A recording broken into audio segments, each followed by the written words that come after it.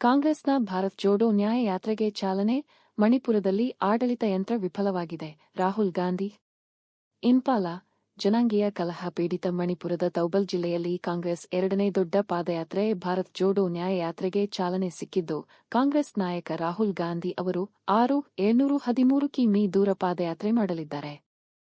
ಖೋಂಗ್ಜೋಮ್ ಯುದ್ಧ ಸ್ಮಾರಕದಿಂದ ಯಾತ್ರೆ ಪ್ರಾರಂಭವಾಗುತ್ತಿದ್ದು, ಇದು 100 ಲೋಕಸಭಾ ಕ್ಷೇತ್ರಗಳು ಮತ್ತು 337 ವಿಧಾನಸಭಾ ಕ್ಷೇತ್ರಗಳನ್ನು ವ್ಯಾಪಿಸಿ 110 ಜಿಲ್ಲೆಗಳನ್ನು ಒಳಗೊಳ್ಳುವ ಮೂಲಕ 6,713 ಕಿ.ಮೀ ದೂರವನ್ನು ಕ್ರಮಿಸಲಿದೆ.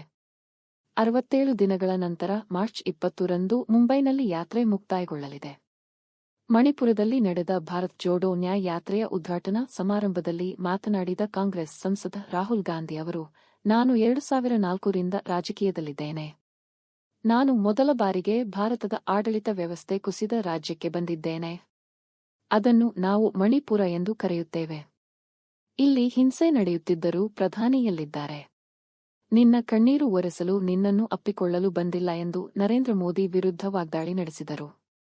ಭಾರತದ ಜನರು ಸಾಮಾಜಿಕ, ಆರ್ಥಿಕ ಮತ್ತು ರಾಜಕೀಯವಾಗಿ ತೀವ್ರ ಅನ್ಯಾಯವನ್ನು ಅನುಭವಿಸುತ್ತಿರುವ ಕಾರಣ ಈ ನ್ಯಾಯಯಾತ್ರೆ ಆರಂಭಿಸಿದ್ದೇವೆ ಎಂದು ರಾಹುಲ್ ಹೇಳಿದರು. ಈ ಯಾತ್ರೆಯು ಚುನಾವಣಾ ಯಾತ್ರೆಯಲ್ಲ, ಸೈದ್ಧಾಂತಿಕವಾದುದು ಎಂದು ಕಾಂಗ್ರೆಸ್ ಹೇಳಿಕೊಂಡಿದೆ.